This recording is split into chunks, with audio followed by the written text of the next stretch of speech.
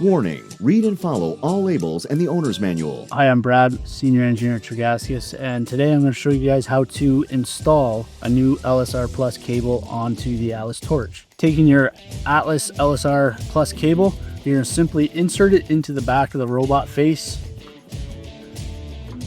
So once the cable is fully installed, you're going to see green in the 3 inspection windows at either the 9 o'clock, the 12 o'clock, or the 3 o'clock position.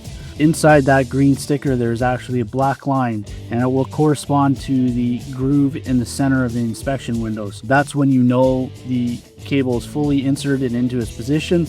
Once that is good to go, you simply just take the cam levers and just press down firmly, and then you know the LSR Plus cable is fully inserted into the torch. Once the cable is fully installed and the cam lever is down, you take your connector housing cover and slide it over top, ensuring that the tooth is at the 12 o'clock position, and snap it until you hear that audible click.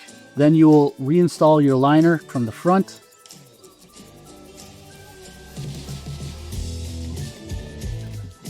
And you'll reinstall your consumables.